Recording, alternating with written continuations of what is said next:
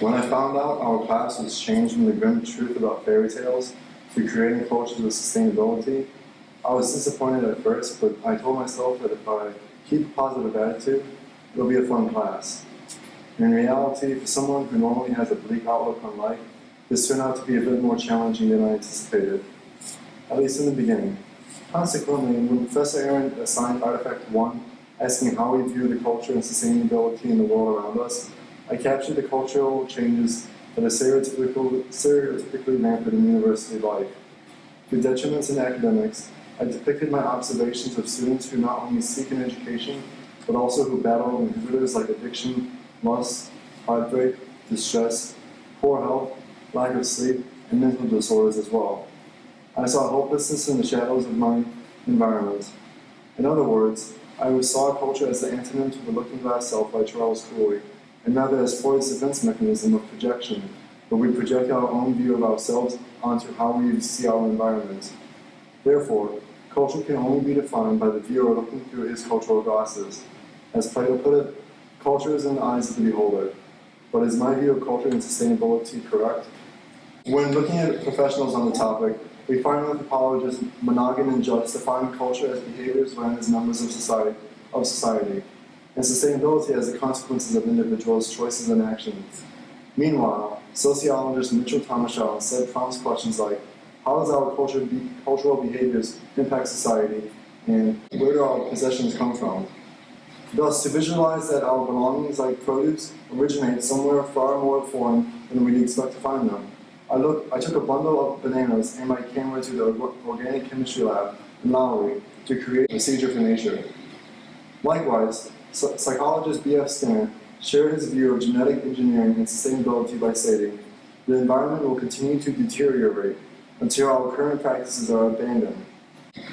Unfortunately, the average person does not think about culture and sustainability issues to the same extent as these specialists. The public might instead define culture as a shared way of life. Although partially true, the problem surfaces when their definition never moves into application and ceases to progress into change. Paul Steinberg attributed this viewpoint to the struggle of overcoming power. Many people have the perception that they cannot confront power. Therefore, the public satisfies because they lack the information needed to make the best decisions for change. But this is only one out of 4 hurdles Steinberg says we need to leap over for change. The other 3 hurdles include sharing information, barriers to cooperation, and organizational misdesign. He ends by saying, we must not live in the best feasible world, satisfied that the world is good enough. We must realize that significant changes are within our grasp. Furthermore, people need to find themselves and realize what contributing role they play in the world. In Tomashaw's words, people need to capture their identity before they can become an ecologically responsible citizen, a citizen that is aware and takes responsibility for the place where he or she lives. What helped me the most in changing how I saw my environmental role was Artifact 4. I saw that although the existing culture in our society governs and shapes our behaviors, we too can also govern and shape our culture. It may be circular thinking, but it showed me that we can be catalysts for change instead of merely being the bystander of it.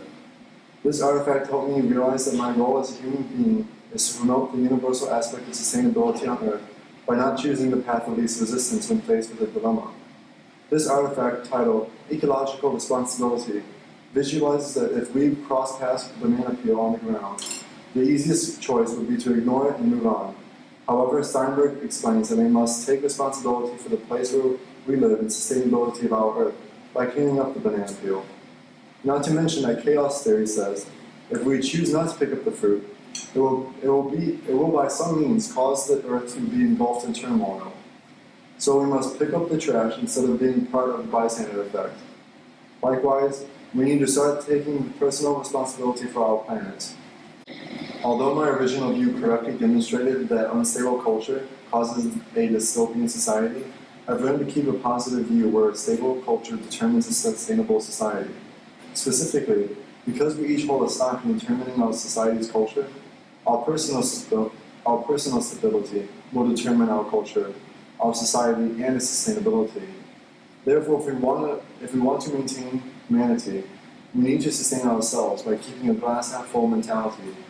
Visualized here, we have our news artifact called Pouring a Positive Perspective. We see a dark and pessimistic view of sustainability being fought off by a rising vibrancy and a filling glass for a more positive tomorrow.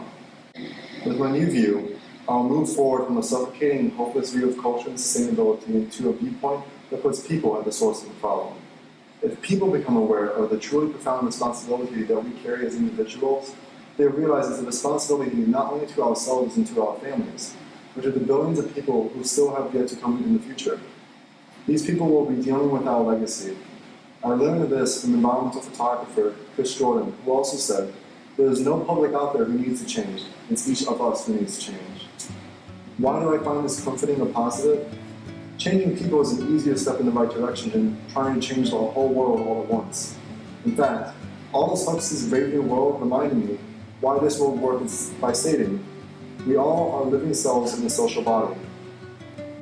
When we change, culture, society, and sustainability also changes. So stay positive. I believe that by putting love, trust, hope, and happiness into the world itself will live up to our expectations. And one day, our great-grandchildren will live in a culturally sustainable utopia. Society, crazy indeed.